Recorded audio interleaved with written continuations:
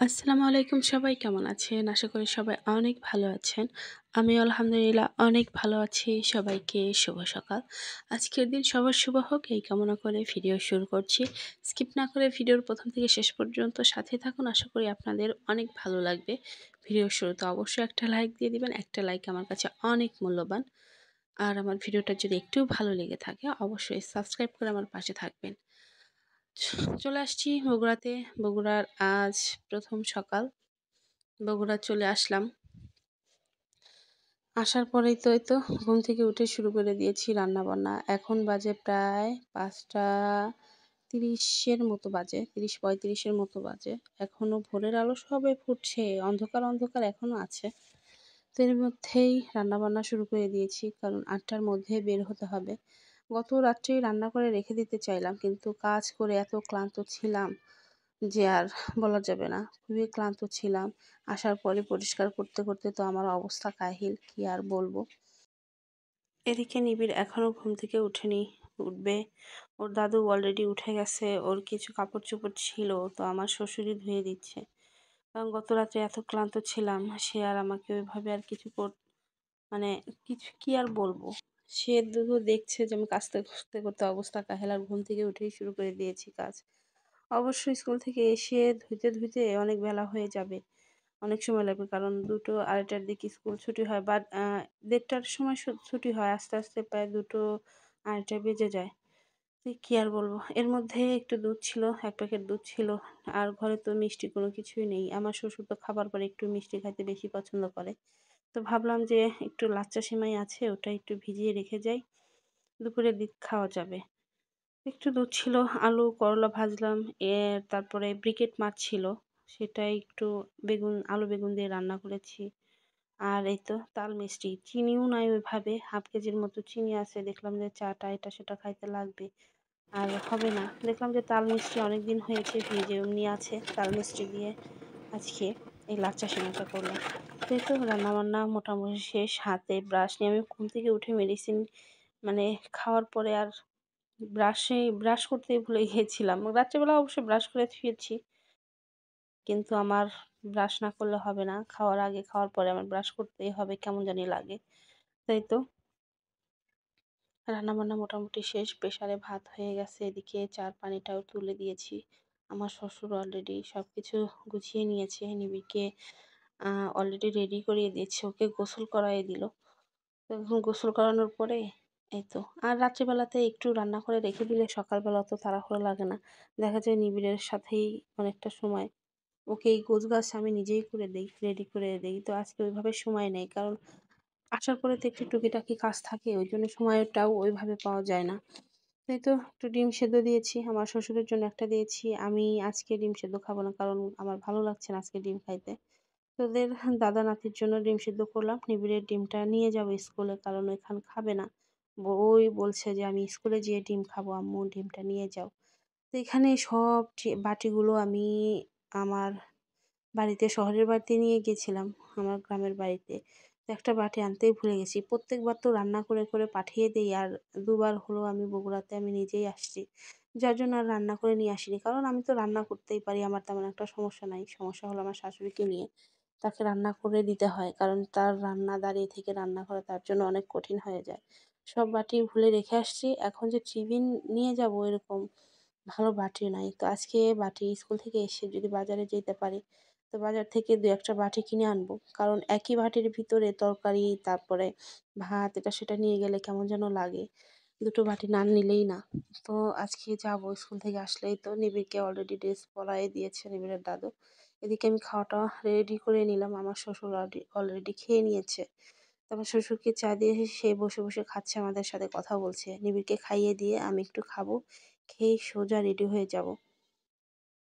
অনেকটা সময় লাগছে। আর আজকে প্রায় ১.৫ মাস হলো স্কুলে যাওয়া হয় না। এখন কি অবস্থা কোনখানে স্কুল বাস আ আছে সেটাও একটু দেখতে হবে। প্রত্যেকবার তো একই জায়গা থেকেই উঠি। আর চেঞ্জ হইতেও পারে কারণ রাস্তা সব সারছে তো। সবকিছু আওলাঝালো হয়ে আছে রাস্তার অনেক জায়গায় রাস্তা সারছে। রিপেয়ারিং করছে। যার জন্য কোন জায়গাতে বাস আসলে থামে এটা জানি না। তবে এখানে গেলেই বোঝা যাবে। কারণ যেখানে বাস যে স্ট্যান্ডে বাসটা থামে ওদেরকে বললেই বলে দেবে যে কোথায়। তো দেখা যাক, এই তো আমার শ্বশুর ঘরে আছে। আমি এদিকে বের হয়ে গেলাম। মা ছেলে নিবিড়ের ঘুমটাই হচ্ছে না। কারণ গত রাত্রেতে তেমন একটা ঘুমায়নি। তারপরে গত ২ দিন হলো দিনের বেলাতে ওইভাবে ঘুমাইতেই পারছে না অনেক সময়ের অভাবে। এদিক ওদিক ছোটাছুটি করা লাগছে। তো এখন নিবিড়কে যে মেডিসিনগুলো দিয়েছি ওখানে অনেকটাই ঘুমের আছে, ওষুধ আছে। যার জন্য ডাক্তারকেই বলা হয়নি। কারণ সকালবেলা যদি মেডিসিনটা খাওয়াই তাহলে আর স্কুলে যেতেই পারবে না। কারণ এই ৮ঃ০০-৯ঃ০০ ঘুম থেকে উঠে ১০ঃ০০-১১ঃ০০ দিকে আবার নিবিড় ঘুমাতে যায়। তো আজকে সকালবেলা ডাক্তারের পরামর্শ না নিয়েই ওষুধটা বাদ দিয়েছি। কারণ এখন যদি ওকে ওকে ওষুধটা খাওয়াইয়ে দিতাম তাহলে আর ও স্কুলে যেতে পারত না। তো স্কুল থেকে এসে একটু ডাক্তারকে ফোন দিয়ে শুনতে হবে যে আসলে ওষুধটা চেঞ্জ করে দিব না কিভাবে খাওয়াবো? খাওয়ার সময়টা চেঞ্জ করে দেওয়ার জন্য। এই তো স্কুল বাসে করে আলহামদুলিল্লাহ যেখান থেকে আমরা বাসে উঠেছিলাম সেখানেই বাসটা এসছিল। যার জন্য আর খুব একটা অসুবিধা হয়নি। তো আসার পরেই আমরা এখানে বসে আছি। তো এখানে অনেকেই খাবার ব্যাগ-ট্যাগ রাখা আছে। টিফিন হলে সবাই মিলে খাবো আমরা। বাচ্চাদের খাওয়ার পরে মারা বসে সুন্দর করে আড্ডা দিয়ে খাওয়া-দাওয়া করি। কেউ করে, কাঁথা করে, তারপরে কেউ ব্যাগ বুনে, কেউ হাতের কাজগুলো করে। মাশাআল্লাহ অনেক সময় কাটে। সবার সাথে কথা বলতে, বলতে অনেকটা সময় কেটে যায়। আর অনেক মা-বাবাই আছে, অনেক মা-বাবা আছে অস্বাভাবিক। এখানে তো সব বিশেষ শিশুরা স্কুলে পড়ে। এটা তো বিশেষ শিশুদের স্কুল। যার জন্য দেখা যায় যে অনেক ছেলেমেয়েই আছে, অনেক হাইপার হয়ে যায়। বাড়িতে একদম রাখাই যায় না। স্কুলে আসলে অনেকটাই মানে তারা একটু বসে একটু আরাম করতে পারে। কারণ বাসায় তো সবসময় ছোটাছুটি করে আর স্কুলে থাকলে যেটুক সময় ক্লাসে থাকে মা-বাবারও ওইটুক সময় রেস্ট নিতে পারে। তো এই তো সোজা চলে আসলাম ছেলের ক্লাসে। ক্লাসে এসে দেখছি আমার ছেলেটা একটা ভুল করেছে। আর ক্লাসে আসছি স্যারের কাছে দেখা করতে। কারণ নিবিড়ের যে আ বেতনের রসিদ আছে সেটা দিতে। এখনো বেতনটা দেইনি। আগামীকাল দেবো। আজকে টাকা নিয়ে আসতেই ভুলে গিয়েছিলাম। প্রত্যেকবার তো ব্যাংকে যেয়ে দিতে থেরাপি হয়। তো আছে। এই কালকে নাকি নিবিড়ের টিচারই নিবে, বেতনটা নিবে। যার বেতন ভালো হয়েছে আর ব্যাংকে যেতে হবে না। এদিকে ক্লাসের পরে টিফিন খাইয়ে-টাইয়ে ওর থেরাপি ছিল, থেরাপি দিয়ে সোজা এই তো আবার স্কুলের বাসে চলে আসছি। আজকে নিবিড় মোটামুটি অনেকটা সুস্থ। ক্লাসে মানে ও তেমন একটা ভালো লেখেনি বলল টিচার। তো দেখি ডাক্তারের ফোন দিয়ে ডাক্তারের কাছে পরামর্শ করতে হবে। এই তো সোজা বাজারে বলছি সোজা বাড়িতে এসে খাওয়া-দাওয়া করে একটু রেস্ট নিচ্ছি। বিকালের দিকে আবার একটু কিছু এই তো আমার শ্বশুর সব কাপড়-চোপড়ই ধুয়ে দিয়েছিল। আমি একটা কাপড়-চোপড়ও ধুইনি। তো দেখছি যে আসার পরে দেখছি যে আরো কিছু তার কাপড়-চোপড় ছিল সেগুলো ধুয়ে দিয়েছে। তো এই তো সবকিছু উঠায় নিয়েছি, শুকিয়ে গেছে। আর বৃষ্টি হলে তো এখানে শীতের দিনে তো একটা কাপড়-চোপড় শুকাইতে ২-৩ দিন লেগে যায়। কারণ এখানে তো একটু বাতাস নেই। আর গরমের দিনের জন্য মানে ছায়াতেও কাপড়-চোপড়গুলো শুকিয়ে গেছে। তুলনামূলকভাবে গরমটা কম, অনেকটাই কম। গত যে গরম ছিল সেটা তো অবস্থা কাহিল করে দিয়েছে।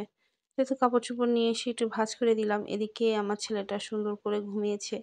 এখন ঘুম থেকে উঠলে আমার শ্বশুর বলল যে বাজারে যাব। আমার শ্বশুর এখনো নামাজ পড়েনি। আসরের নামাজ হয়েছে প্রায় ২ মিনিট হলো। তো আমার শ্বশুর বলল যে, "আমি যদি এখন নামাজ পড়ে নেই একা, একা তোমার ছেলে আবার উঠলে আবার আমাকে দিয়ে নামাজ পড়াবে।" যার জন্য ওর জন্য একটু অপেক্ষা করছে। আমার শ্বশুরকে বললাম যে, "ও অনেকক্ষণ হলো ঘুমিয়েছে। এখন ওকে ডেকে উঠান।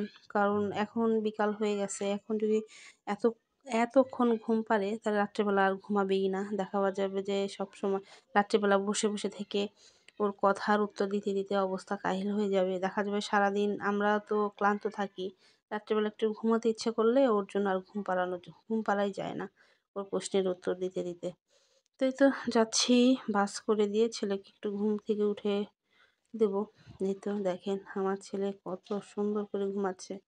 প্রায় ৩-৪ বছরের মধ্যে আর ও এরকম ঘুমায়নি। আজ প্রায় কতদিন ১৫-২০ দিন হলো দুপুরের দিকে একটু ঘুমাচ্ছে ওষুধ খাওয়ানোর জন্য।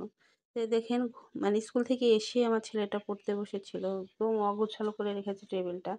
এই তো ঘুম থেকে উঠিয়ে দাদা নাতি নামাজ পড়ে চলে যাচ্ছে একটু বাজারের দিকে। বাজার থেকে ঘুরে আসবে। এটাই তো আমার শ্বশুর আবার বলছে যে, "তুমি মিটারের টাকা দেখতে পারো নাকি যে আসলে কত আছে?" তো বিদ্যুৎ বিল এখনো মানে দেওয়া হয়নি। গত মাসে এর আগের মাসে যে আমি এসেছিলাম, গত মাসের আগের মাসে বোধহয় এসেছিলাম, হ্যাঁ। তখন এসে আমি বিলটা দিয়ে দিয়েছি। তো কত টাকা আছে সেটাই আমার শ্বশুর দেখছে। আর আমার শ্বশুর বলছে, "তুমি কি দেখতে পারো?" তো আমি দেখেছি এর আগে, এবার শিখেছি। কারণ আমাদের ওইখানে এরকম মিটার নাই। বিদ্যুৎ বিল এসে দিয়ে যায়, লিখে নিয়ে যায়, আবার বিল দিয়ে যায়, সেটার অনুযায়ী দিতে হয়। আর এখানে তা না। বিদ্যুতের টাকা ফুরিয়ে গেলে আপনা আপনি কারেন্ট অফ হয়ে যায়। আজকের মতো এখানেই শেষ করছি। সবাই ভালো থাকবেন, সুস্থ থাকবেন, নিজের যত্ন নিবেন এবং আমার ভিডিওটা যদি একটু ভালো লেগে থাকে অবশ্যই সাবস্ক্রাইব করে আমার পাশে থাকবেন। সবাইকে আল্লাহ হাফেজ।